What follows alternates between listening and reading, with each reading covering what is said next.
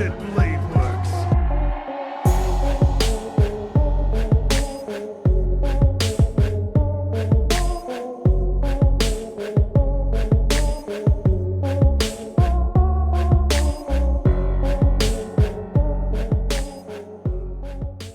What is up, you guys? This is Silver Fang, and today I'm back with another video. So today we're gonna be doing Siegfried, and the reason why I decided to do Siegfried today was because I was thinking about it, and this guy's time in Apocrypha was pretty damn short. It was pretty short. I think he died in episode like 5 or 6. He died, and then, as we all know, he gave his heart to heal Sig, and then Sig could transform into Siegfried, but that's not the real Siegfried. So yeah, we really didn't get to see much of the actual Siegfried in the actual anime. So I was like, I'm pretty curious about this guy. Maybe he has a lot of things that we don't know about, that we didn't get to see in the anime. I mean, the way they showed his backstory was pretty brief. It was like he was a immortal warrior who defeated a dragon, and I think he became immortal after he defeated the dragon. I'm not sure, but I think that's what happened. And then I think he died for his people. It was pretty underwhelming the way they showed it in those stories. So I was like, maybe, I don't know, maybe he has a lot of things that we don't know about. As we all know, it's not like Apocrypha did a lot for their character for all their characters to develop properly. So maybe, just maybe, there's a lot of interesting stuff that we don't know about. So that's why I was so curious about this guy. Or maybe not. Maybe what they showed in Apocrypha is everything he has, because he did fight a pretty all-out fight against Mordred in the first few episodes. So maybe that's it. Maybe whatever they showed in those few episodes that he was in the series, maybe that's it. Maybe that's all he's got. Maybe that's his whole backstory. But I don't know. Maybe not, because I have heard of Siegfried before. I don't know where I heard him mentioned, but when I saw the anime and I knew that guy was they called him Siegfried, and I'm like, I've heard that name before. I don't know where though. Maybe in another anime, I don't know, but I've heard the name Siegfried mentioned before. So I'm pretty curious about this guy. So before we get started with the video, a few things. So first thing, the Karna video that you'll want to see has been made. All I'm waiting for is 300 subs. I know that video is gonna be good. I know it's gonna do great, but and it will be easy for me to put it out there and gain a whole bunch of, I don't know, get a whole bunch of views, get a whole bunch of subs, because a lot of people have been asking for Karna. But I want to release that video once I have 300 subs. So if you guys want to help me out with that, please hit that subscribe button. The video has already been made, and it's a fun watch. It's a fun watch. Karna is freaking powerful, man. He's strong as hell, and I had a lot to say on his power video. So yeah, if you want to see that, 300 subs, man, please help me out. That being said, I'm really curious about Siegfried. So hopefully his character is more than what they showed in the actual anime. Hopefully. So I'm not gonna talk anymore, so let's just go jump into the video. We finally get to the Saber of Black. You know, this was one of those servants that had been voted for a fair amount of times in every single poll. Like, coming in second, I think, around 8 times in a row, but just never quite really? getting enough to win the vote. Until now, that is. So all of you Saber fans can finally be happy, because it's time for the Dragon-Blooded Knight's moment in the spotlight. Or you may know him as Siegfried, or in Fate Apocrypha, the Saber of Black. Although his time was really short in the show, spanning a grand total of 4 episodes before literally 4 ripping his heart out episodes. so that Sieg could become the most OP thing since Kirito, he still manages to influence the outcome of the series 25 episodes down the line. But to be honest, other than the fact that he slayed a dragon and drank its blood to become invulnerable, we don't really know too much about him. So let's take a more thorough look at who he was back when he was alive. Please. Last episode we covered Atalanta's roots in Greek mythology, but now we're gonna switch it over to some of that Norse stuff. You know, with the gods like Odin and Thor. Siegfried's legend originates from what's known as an epic poem called the Nibelungenlied, or in English, the Song of the Nibelungs. Not to be confused with a very similar story of the hero Sigurd. But rather than tell the story of his many adventures, this epic poem skips over the ones in which he received his sword and slew the dragon, to instead tell the tragedy of his death. Cause apparently, hearing about a knight slay a dragon is much less interesting than the story of his way too conveniently planned out demise. And you'll see why I say this real soon, don't worry. To begin, we're gonna skip over Siegfried's birth, because he actually had a pretty luxurious upbringing. Mostly due to the fact that he was born a prince in the Netherlands, and unlike Semiramis, or Jack, or Karna, or Atlanta, he wasn't abandoned by some good-for-nothing parents. Which is pretty strange because I thought we had a pretty good theme going on here. So let's start with the adventure where he got his sword Balmung. There are many variations to this story, but what is known is that Siegfried was asked to divide up some treasure equally to the heirs of a royal family known as the Nibelungen. In exchange, he'd be rewarded with the legendary sword. But what Siegfried thought was equal, the heirs didn't, so a fight broke out and Siegfried just ended up killing them both. The people who had just had their next kings killed weren't quite happy, so they challenged Siegfried as well. But after losing about 12 giants and 700 or so warriors, the people just surrendered. They gave Siegfried all their treasure, including Balmung, and made him their king. Now, before I go on, just know that there are many other interpretations of Siegfried's story, so I might be using them interchangeably without even knowing it. But moving on, Siegfried, now in possession of this legendary sword, proceeded to go on another adventure to acquire even more treasure. This time, this treasure was guarded by a dwarf turned dragon named Fafnir. The details of this fight were glossed over, but essentially, Fafnir got his ass kicked, and then Siegfried, like a true badass, bathed in the blood of his enemies. Even got a bit weird and drank some of it, which, as you already know, ended up making him invulnerable. But because there was a small leaf on his back when he went for this little swim, there was a part of his body that didn't get touched by the dragon's blood, making that his one and only weak spot. It's at this point that Siegfried decides to travel to Burgundy because he had been hearing stories of a beautiful Burgundian princess named Kriemhild, whom he wanted to marry. But the Burgundians would not allow him to meet her yet. More so, it was the king, Gunther, Kriemhild's brother, who didn't allow the two to meet. Siegfried decided to stay in Burgundy anyway, most likely an attempt to gain the trust of the king so that he would allow him to meet his sister. Really, all it took was Siegfried to defeat an invading German tribe in order for Gunther to allow the two to meet.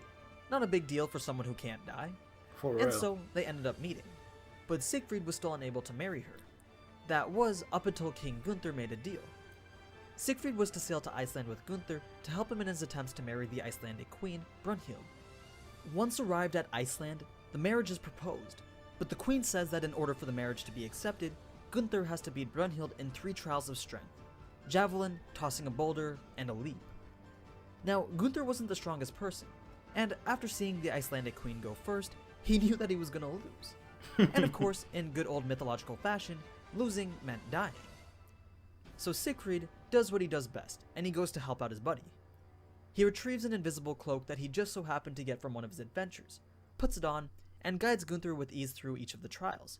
Gunther wins, and the two get married. Kriemhild and Siegfried are then married shortly after.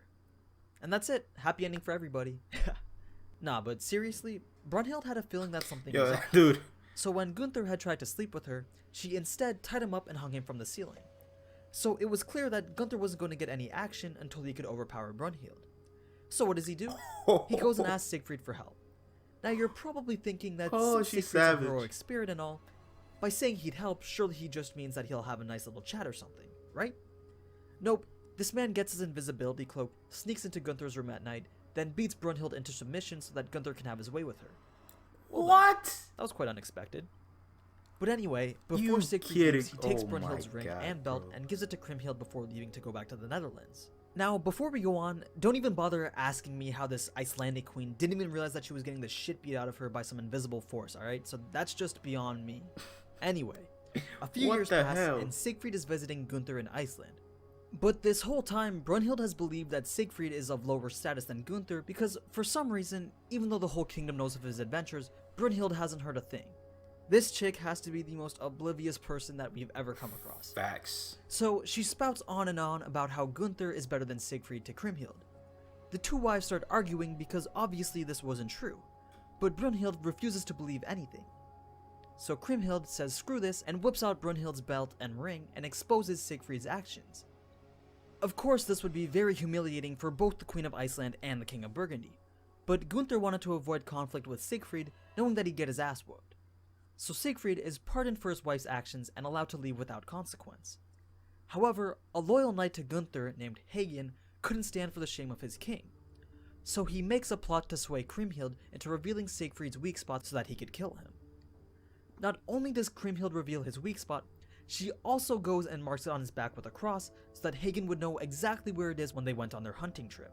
But how that's not suspect at all is beyond me too. Then comes the day of the hunting trip.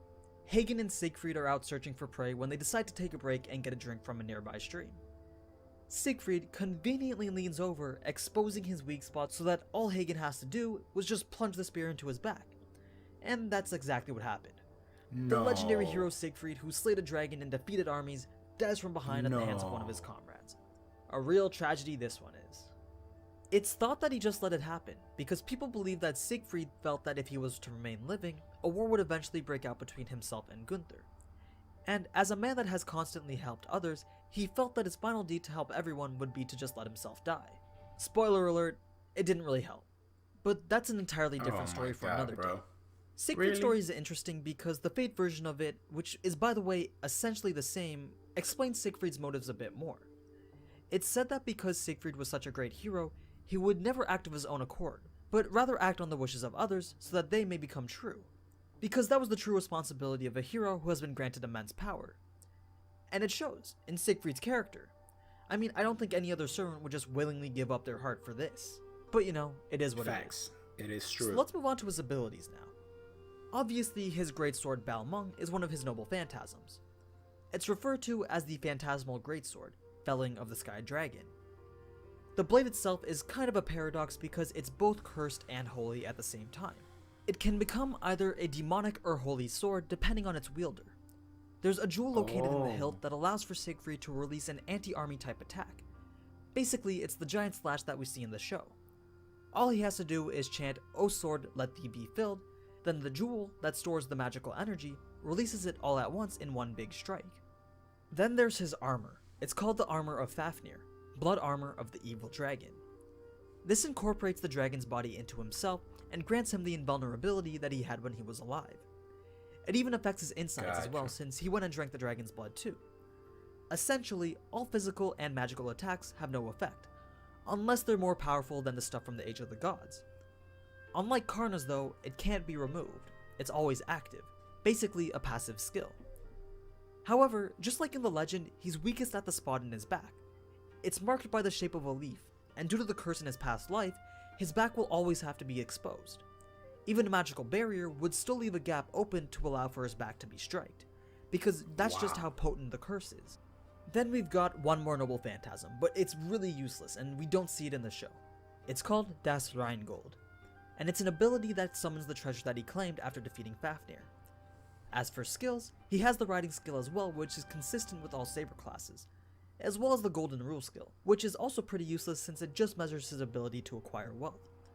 Obviously, referring to his past in which he acquired so much treasure from all his adventures. Makes sense. That's pretty much Siegfried. Seems like once his identity is revealed, it wouldn't be too hard to eliminate him from the war, especially if you've got a skilled assassin on your side. It really is a shame that we didn't get to see him fight more. I mean, like, once he was gone from the Black Faction, in terms of power, the only strong servant they would have to be Vlad or someone. Maybe if Siegfried was still around, we wouldn't have to reinforce Astolfo and Sieg with so much plot armor. But oh well. As always, thanks for watching, and if you want to help decide who I cover in the next week's episode, then go ahead and vote in the poll under the community section. So until then, ciao! Alrighty, guys. So that's it. That is it. Let me get in the center right here. Okay, so Siegfried, man.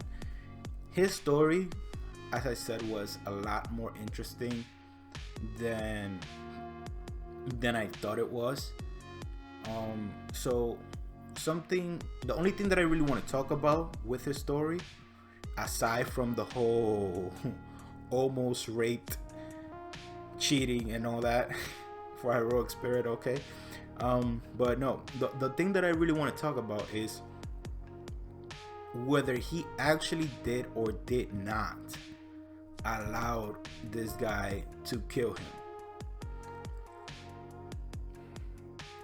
Because that's a really pitiful way for a freaking invulnerable heroic spirit, like freaking hero killing dragons. Like, it just sounds like a very, I don't know, like, it just sounds like a really bad way to go for somebody of his stature, his fame, like someone with his freaking skills, man. Like, it just sounds like it's not the way to go. I mean, then again, you would let your guard down if you think you're with allies, but at the same time, like, this guy's intuition and reflexes must have been way up there. Like, this guy has fought a freaking dragon. So I don't know, man. Like, it just sounds like it's as he said, it was like a really well convenient way to go, unless he did decide to let himself get killed, because as we know, he's always looking for the best way to help others and the best way that he can be useful. So maybe, just maybe, he did like let himself get killed. I guess Fate Apocrypha made it seem like if, yes, he did let himself die, or he decided to let himself die. So, and then the next thing is that I want to talk about is that the way he obtained his immortality, bro. This reminded me a lot of Achilles' immortality. So basically, Achilles' heel, his weakness, is freaking when his mother bathed him in the river of whatever river. I forgot the name of the river. So when his mother bathed him in that, so she held his heel so tight that no water got in the heel. So that's his one weakness. And then with Siegfried, he had a leaf on his back, so none of the dragon's blood touched that spot. So then that became his only weak spot. Pretty damn similar. It's just like if these guys have to have a weakness some way, somehow, because you would think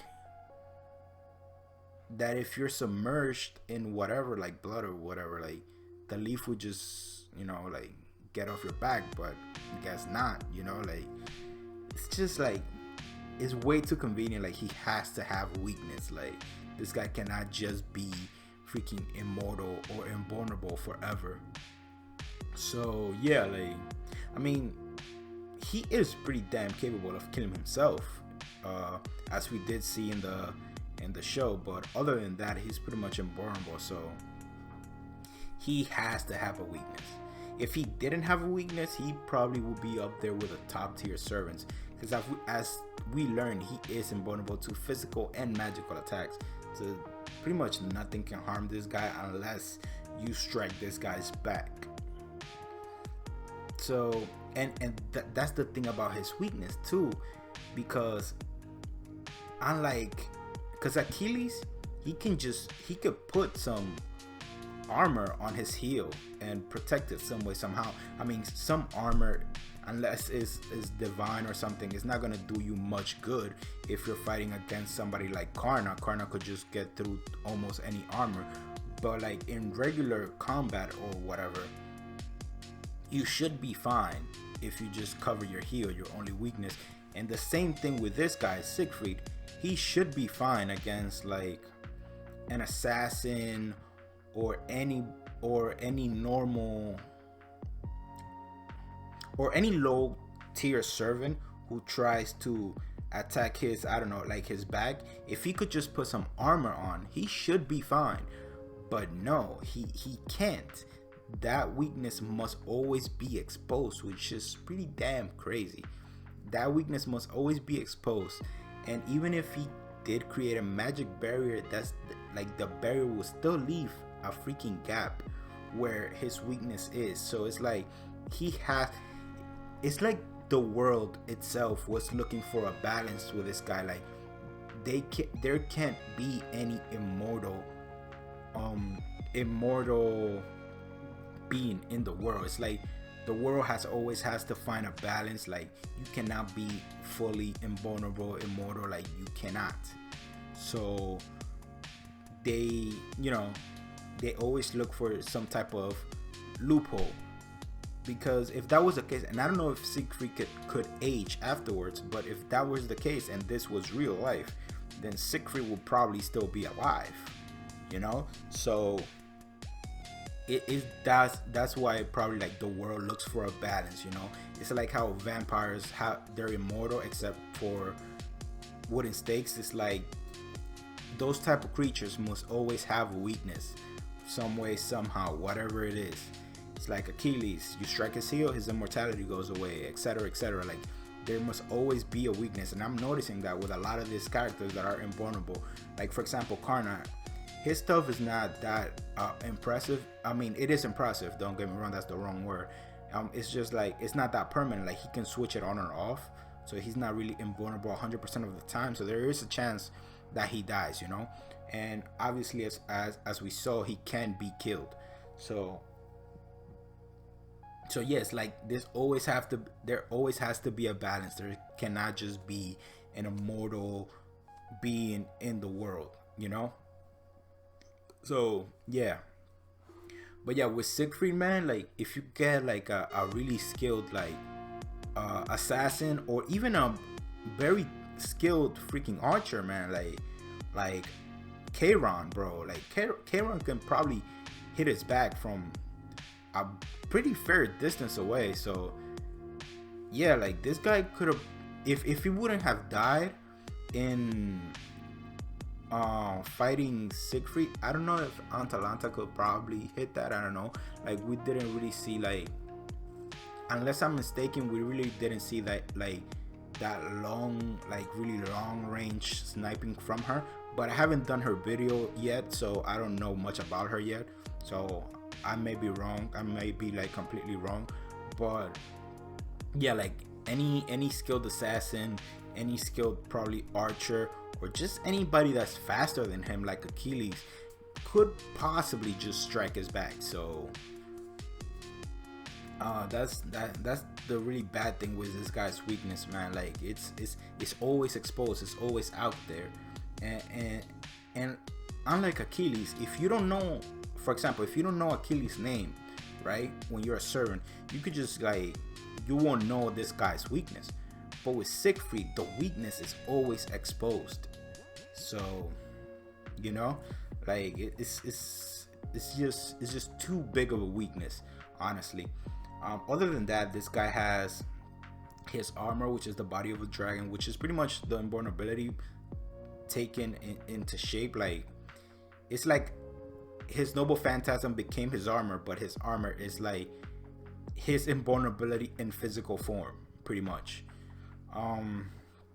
And then we got his sword, which could become a holy sword or a cursed sword depending on the wielder, and that's pretty interesting. Like I would love to see that sword wielded by somebody else, or see Siegfried in a different class, probably like Berserker or something, where his sword takes the shape of a cursed sword. That'll be pretty damn interesting to see. And he has the normal skills like Golden Rule and the Rider skill from the Saber class, so that's pretty normal for a Saber class. And then What else was it? He doesn't really have that many abilities, honestly. Um, I think that's it. I think that's it. Yeah, like his ability are not really all that complex. Like he has the normal. And when I say normal, like we pretty much seen every saber class do this. It's like a big ass Getsu Gatensho. That's pretty much like Arthur, Mordred, Siegfried. I mean, Sig and Siegfried are pretty much the same, but like from all the saber classes that I've seen, that's pretty much turns out to be their noble phantasm, which is swing, you know. So, have I seen another saber class? I saw this fight between Nero and another guy. I forgot. Godwin, and also his attack was some big slash as well. I don't know if Nero's a saber class. I would assume she is. I'm not sure. I don't want to know yet either because I haven't gotten to that yet.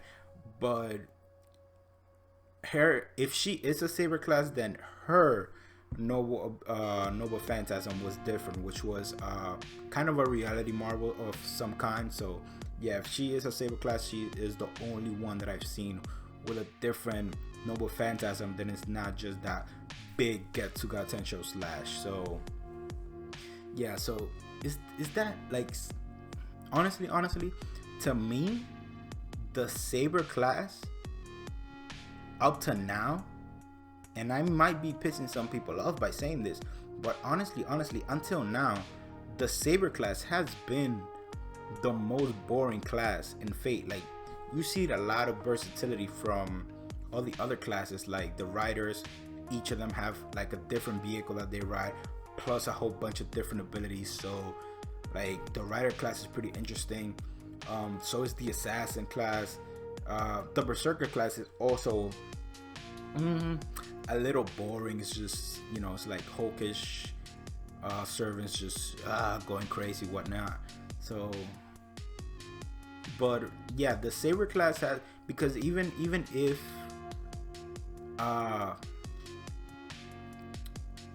berserkers, like they're pretty much like crazy and like they're pretty interesting to see fighting, you know, and Fate has a really nice way to do that, which is like they most berserkers don't really get any other screen time that is not if they're fighting. So with the exception of berserker from Apocrypha, which was Frankenstein, or I mean Frankenstein was the doctor, but you know, so Frankenstein, she had a little bit personality to her, but again she was just like crazy, you know, screaming. So yeah, like, and her noble phantasm was pretty interesting too.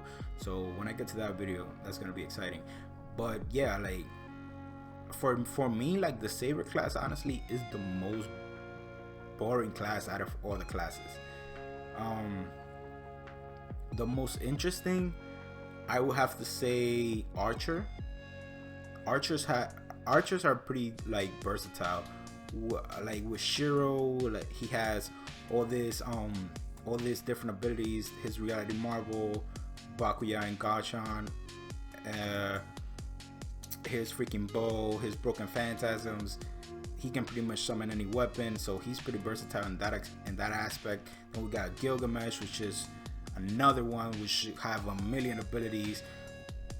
Then with Kairon, we had like he has his bow, and then he's pretty good with hand to hand. He also has that noble phantasm, which is an arrow out of the sky. He can pretty much hit you from a long ass distance. So like for me, like Archers seem honestly like the most interesting class thus far. And then after that, I don't know. But yeah, like saber classes are like really straightforward. Like this guy is pretty much, when it comes to abilities, pretty much the same as every other saber class that we've seen thus far. So except for his inborn ability, of course, because that's just, you know, but when it comes to his noble phantasm, it's the same. So yeah, that's pretty much it. Thank you guys for watching. I really appreciate it. This guy's, his lore was pretty interesting, but his abilities were no surprise, honestly. and and hopefully next time I think I'll do Atalanta, because I did mention her in this video, so now I'm curious to see what she can do with a bow, except for what we've seen in Apocrypha. So I'm pretty curious about her. Or I can even do Jack too. Like I think I'm gonna do Jack, because somebody did ask for it, so I forgot about that. So yeah, I'm gonna do Jack next, and then I'm gonna do Atalanta. So that's pretty much it, guys. Thank you guys for watching. I really appreciate it. If you want to see CAREE, man, please hit that subscribe button. 300 subs. Hopefully I can reach it by the end of the month. Where today's the 11th, so 21 days to go. Maybe is this month 31? I don't remember, but 20 more days to go. Hopefully I can meet that goal before the month's end. So help me out there. Please subscribe to my channel. Please hit that like button. Please, in the comments below, leave me anything that I missed, anything that they didn't cover in the video, anything you guys think I should know about Siegfried. You guys do a pretty good job of that always, so thank you so much. I'm really learning a lot from you guys, because even though I watch these videos, like there's a lot of stuff that like a lot, it's not big stuff, but it's like details, like small but important details that he doesn't mention in the videos, that you guys let me know in the comment section below. So thank you guys so much for watching. I really appreciate it. And man, Siegfried, man, like with the rape, bro, almost some freaky shit was going on there, man. Like I didn't expect that from him, honestly. Like the honorable swordsman who died to save dying homunculus, like wasn't expecting it. But yeah, thank you guys for watching. I really appreciate it. And as I always say, have an awesome day, and catch you guys in the next one.